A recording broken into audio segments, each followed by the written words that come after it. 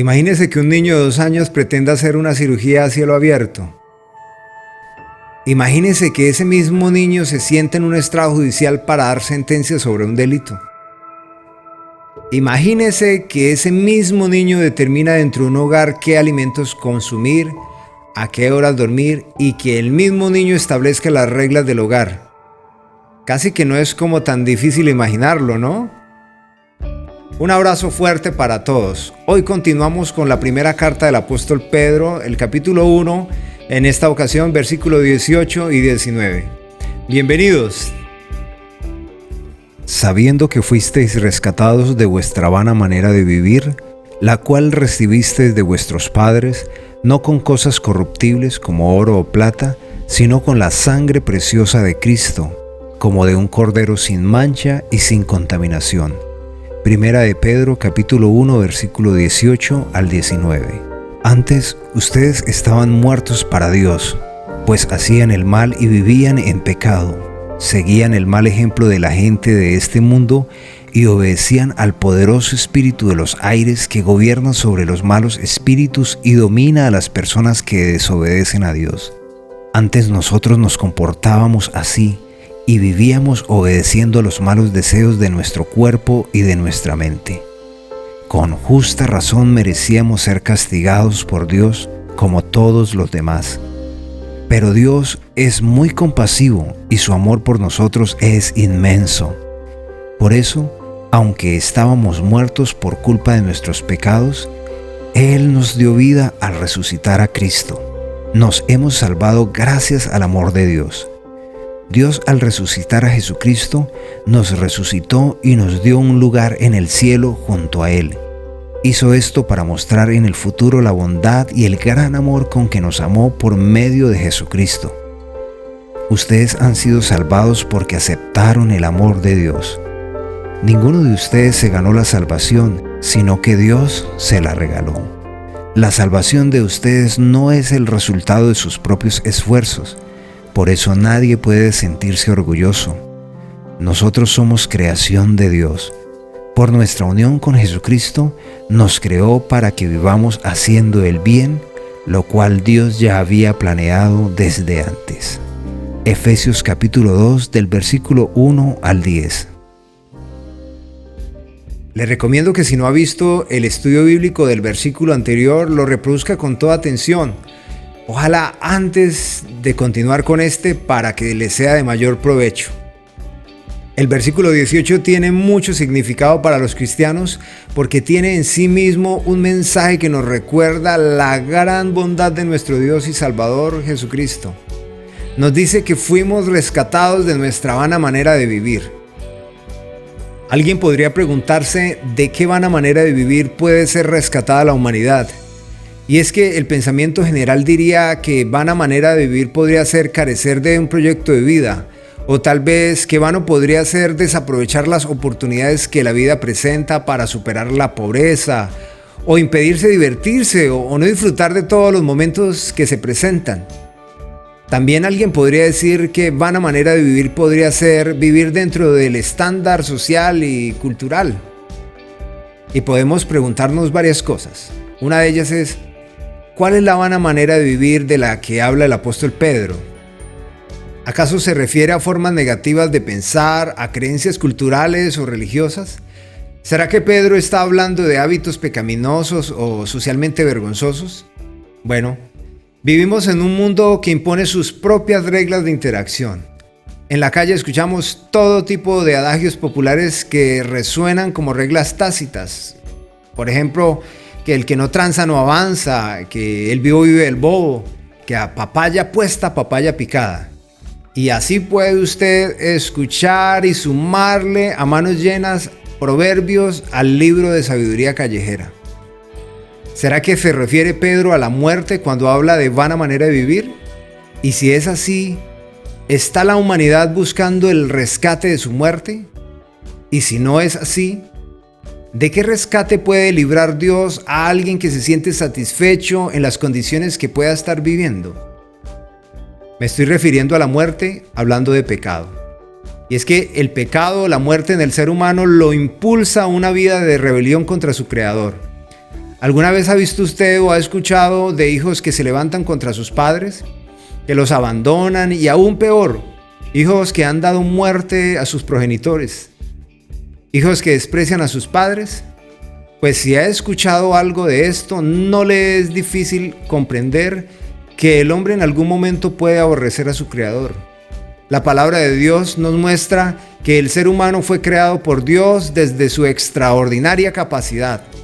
El libro de Génesis lo narra. Entonces dijo Dios: hagamos al hombre a nuestra imagen, conforme a nuestra semejanza, y señoree en los peces del mar, en las aves de los cielos, en las bestias, en toda la tierra, y en todo animal que se arrastra sobre la tierra. Y creó Dios al hombre a su imagen de Dios lo creó, varón y hembra los creó. Génesis capítulo 1, versículo 26 y 27. A esta revelación bíblica le han llamado el mito de la creación, y esto como una forma despectiva y en busca de quitarle su autoridad divina y la responsabilidad que el hombre tiene en ella. Respecto a esto dice Dios: dice el necio en su corazón, no hay Dios. Se han corrompido, hacen obras abominables, no hay quien haga el bien. Jehová miró desde los cielos sobre los hijos de los hombres para ver si había algún entendido que buscara a Dios. Todos se desviaron, a una se han corrompido. No hay quien haga lo bueno, no hay ni siquiera uno. Salmos capítulo 14, versículo 1 al 3. Antes de continuar les diré que voy a usar un término que hoy por hoy es muy mal recibido por unos y bien amparado por otros, debido al abuso de autoridad tan evidente en sus diferentes formas.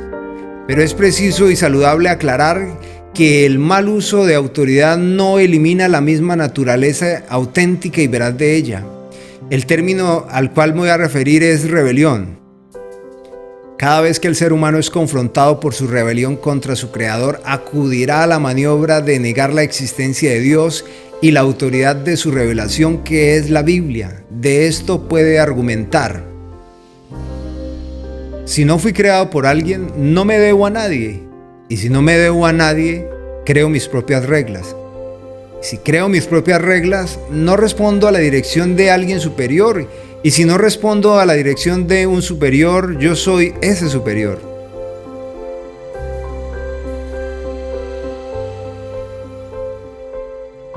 El libro de Génesis nos muestra que Dios puso en el huerto del Edén el árbol del conocimiento del bien y del mal, del cual no debía comer Adán y Eva. Ellos se encontraban en la plenitud de la bendición de Dios, así que este árbol no era un alimento, sino una directriz de Dios, un límite que no debían cruzar, porque el día que de él comieran ciertamente morirían. Y mandó Jehová Dios al hombre diciendo: de todo árbol del huerto podrás comer, mas del árbol de la ciencia del bien y del mal no comerás, porque el día que de él comeres ciertamente morirás. Génesis capítulo 2, versículo 16 y 17. Comer de este árbol implicaba que, habiendo comido del bien perfecto de Dios, ahora comerían del mal, y con el mal llegaría la muerte a la humanidad. Porque la paga del pecado es muerte, mas la dádiva de Dios es vida eterna en Cristo Jesús, Señor nuestro. Romanos capítulo 6, versículo 23. Por cuanto todos pecaron y están destituidos de la gloria de Dios. Romanos capítulo 3, versículo 23. Desde el día que el hombre decidió probar el mal ha permanecido en la humanidad, y esa maldad se ha caracterizado evidentemente por la rebelión a su creador y a todo tipo de autoridad. El mismo hombre, ejerciendo autoridad, ha sido incompetente, abusando de ella en todas las esferas de la vida. Y es que nadie puede dar lo que no tiene, y nadie cosecha lo que no ha sembrado. Los atributos de Dios son imposibles para el hombre de pecado. ¿Acaso puede un muerto tomar decisiones o hacer el bien? ¿Puede un muerto levantarse de su sepulcro? Dios nos aclara que sin Él estamos muertos. Y Él os dio vida a vosotros cuando estabais muertos en vuestros delitos y pecados, en los cuales anduvisteis en otro tiempo, siguiendo la corriente de este mundo, conforme al príncipe de la potestad del aire, el espíritu que ahora opera en los hijos de desobediencia. Efesios capítulo 2, versículo 1 y 2.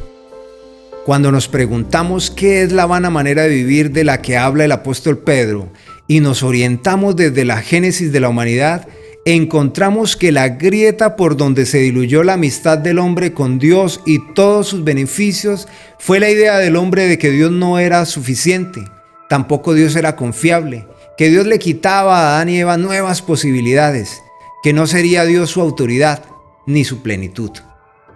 Al tomar del fruto del bien y del mal, ellos decidieron que vivirían a voluntad propia lo que Dios en su voluntad les negaba. Imagínese otra vez a un niño de 10 años. En este ejemplo, imagínese que ese niño es su hijo y usted le dice: hijo, no introduzcas el tenedor en los tomacorrientes de la casa, es muy peligroso. Tiene una carga eléctrica muy alta y si lo tocas puedes morir. Pero su hijo dentro de sí dice: mi papá es egoísta. En esta casa solo se hace lo que él diga. No hay nada de malo en jugar con el tomacorriente. Además, si tuviera un accidente sería muy bueno para mí porque aprendería y con los errores es que uno crece. Y el que no cae no se levanta. Así que mi padre es tirano, controlador. Está vulnerando mis derechos y no me deja explorar y aprender. Así que no me va a decir lo que tengo que hacer. Soy libre para experimentar y lo voy a hacer. Creo que en muchos hogares se repite esta antigua rebelión. Por lo menos la mayoría de los padres y madres nos vemos en el reto de instruir a nuestros hijos y de poderles hacer comprender que las rejas que colocamos en casa los protege de accidentes y de vehículos que se movilizan, entre otros riesgos que hay en la calle. Son muy diferentes a las rejas de las prisiones que como propósito impiden el libre desplazamiento de quienes pagan una pena intramural por razón de algún delito. En algunos casos puede darse la situación de un hijo que se sienta incómodo por no poder salir a jugar a la calle. Esto sobre todo en caso de las familias que tienen este hábito. Y en este tiempo de cuarentena preventiva, el niño no tiene cuidado del riesgo en algunos casos. Y si ya tiene conciencia de esto, pues es motivado por sus deseos y emociones, no por sabiduría. Ahora piensen en aquellas personas que exigen de las autoridades el cumplimiento de sus derechos, pero que se saltan todas las normas que puedan, se pasan los semáforos rojos, no pagan sus impuestos. En estos días de cuarentena salen evadiendo las órdenes de autoridad. Tantos niños como adultos somos caracterizados por la rebelión a la autoridad. La vana manera de vivir de la que Pedro se refiere se destaca fundamentalmente por la rebelión de la humanidad contra su Creador, quien es único y dueño sobre toda su creación. Pedro nos dice que fuimos rescatados. Ahora, ¿cómo puede ser rescatada una persona que se encuentra satisfecha en su manera de vivir? Como está escrito: no hay justo ni aun uno, no hay quien entienda, no hay quien busque a Dios. Todos se desviaron, a una se hicieron inútiles, no hay quien haga lo bueno, no hay ni siquiera uno. Sepulcro abierto es su garganta, con su lengua engañan, veneno de áspides hay debajo de sus labios, su boca está llena de maldición y de amargura, sus pies se apresuran para derramar sangre. Quebranto y desventura hay en sus caminos, y no conocieron el camino de paz. No hay temor de Dios delante de sus ojos. Romanos capítulo 3, versículo 10 al 18. Alguien podría decir: yo no soy lo que describe Romanos capítulo 3 del versículo 10 al 18. Soy un ciudadano honorable, hago el bien a quien me lo pide, soy buen padre de familia, amo a mi esposa, pago mis impuestos. No me paso los semáforos en rojo, creo en Dios, así que no entro en esa descripción. Lo primero que le diré es que lo felicito. Es muy bueno realmente saber que haya ciudadanos con tanto compromiso y responsabilidad como usted. Sin embargo, podríamos hacernos las siguientes preguntas. ¿Reconozco que soy pecador? ¿Que he vivido bajo mis propias reglas de vida? Creo que Jesucristo es el Verbo de Dios encarnado, el Cordero de Dios que limpia mi vida de todos mis pecados. Reconozco que solo hay un Dios y un solo mediador entre Dios y los hombres, que es Jesucristo. Asumo mi responsabilidad de mi arrepentimiento. Creo que la Biblia es la única voz de Dios, su revelación y la autoridad de fe para mi vida. Acepto con obediencia la instrucción de Dios en su palabra. Me entreno todos los días en ser hacedor de la palabra y no tan solamente oidor. Creo que el cuerpo de Cristo hoy es la iglesia, que tiene el valor que Dios le dio al comprarla con la preciosa sangre de su Hijo Jesucristo. Y creo que la cabeza de la iglesia es Jesucristo, no un hombre. A estas preguntas probablemente alguien me respondería: esas son creencias y dogmas de su religión, y cada religión tiene diferentes formas de ver a Dios y yo tengo las mías. El asunto, apreciado amigo y apreciada amiga, es que si el Dios que usted considera no es el Dios revelado en su palabra y confirmado por su creación, usted puede haber creado su propia versión de Dios, y lo más probable es que esa versión de Dios que usted tenga se parezca mucho a usted. No le confronte, no le cuestione, ni le limite y no vaya en contra de su proceder. Entonces probablemente ese Dios sea una referencia de usted mismo, y si es así, pues ese es el pecado original que trajo al ser humano la muerte. Las rebeliones por lo general tienen un mensaje implícito, y es que quien se rebela es porque tiene algo mejor que quien está ejerciendo la autoridad. Sabiendo que fuisteis rescatados de vuestra vana manera de vivir, la cual recibisteis de vuestros padres, no con cosas corruptibles como oro o plata, sino con la sangre preciosa de Cristo, como de un cordero sin mancha y sin contaminación. Primera de Pedro capítulo 1 versículo 18 y 19. Es una buena noticia que, a pesar de los rebeldes que hemos sido contra nuestro Creador, Él nos ha provisto de un rescate a través de su Hijo Jesucristo. Esta buena noticia nos deja ver la misericordia del Creador, dándonos no lo que merecemos, sino lo que necesitamos.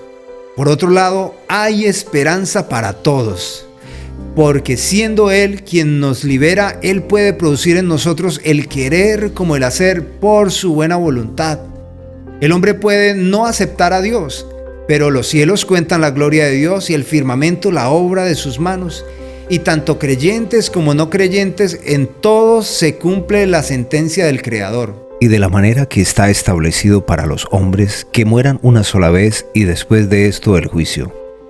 Así también Cristo fue ofrecido una sola vez para llevar los pecados de muchos, y aparecerá por segunda vez sin relación con el pecado para salvar a los que le esperan.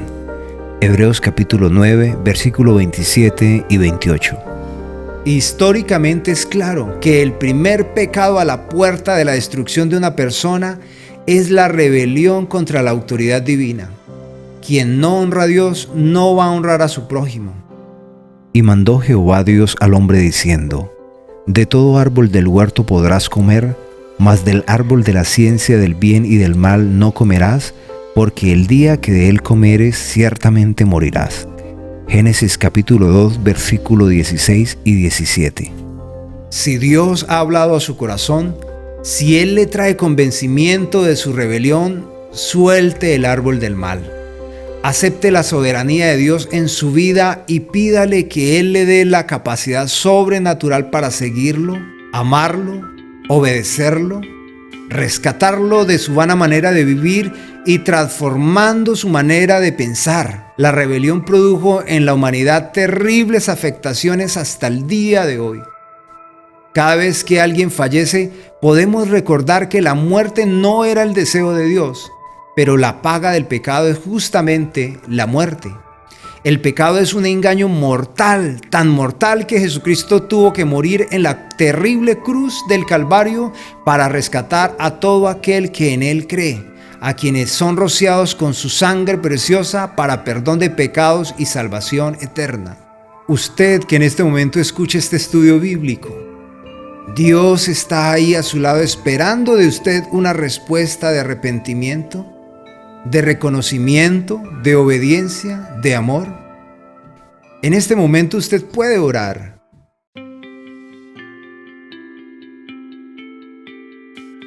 Ten piedad de mí, oh Dios, conforme a tu misericordia. Conforme a la multitud de tus piedades, borra mis rebeliones. Lávame más y más de mi maldad y límpiame de mi pecado. Porque yo reconozco mis rebeliones y mi pecado está siempre delante de mí.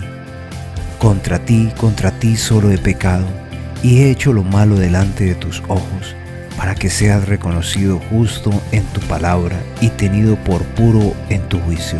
He aquí, en maldad he sido formado, y en pecado me concibió mi madre. He aquí, tú amas la verdad en lo íntimo, y en lo secreto me has hecho comprender sabiduría. Purifícame con hisopo y seré limpio. Lávame y seré más blanco que la nieve. Hazme oír gozo y alegría, y se recrearán los huesos que has abatido. Esconde tu rostro de mis pecados y borra todas mis maldades. Crea en mí, oh Dios, un corazón limpio y renueva un espíritu recto dentro de mí. No me eches de delante de ti y no quites de mí tu Santo Espíritu. Vuélveme el gozo de tu salvación y espíritu noble me sustente. Entonces enseñaré a los transgresores tus caminos y los pecadores se convertirán a ti. Líbrame de homicidios, oh Dios, Dios de mi salvación. Cantará mi lengua tu justicia. Señor, abre mis labios y publicará mi boca tu alabanza. Porque no quieres sacrificio que yo lo daría, no quieres holocausto. Los sacrificios de Dios son el corazón quebrantado. Al corazón contrito y humillado no despreciarás tú, oh Dios. Salmo 51, versículo 1 al 17. Hasta aquí y por hoy vemos cómo la rebelión es una vana manera de vivir. Ahora tenemos conciencia de la rebelión y sus implicaciones. Hemos recibido de Dios la capacidad para vivir en sujeción a su palabra. No sea vencido por el mal. Venza con el bien de Dios el mal de su naturaleza viciada. Este es el único camino a una vida protegida por la presencia de Dios. Hasta la próxima. La paz de Dios gobierne su corazón en Cristo Jesús, Señor nuestro.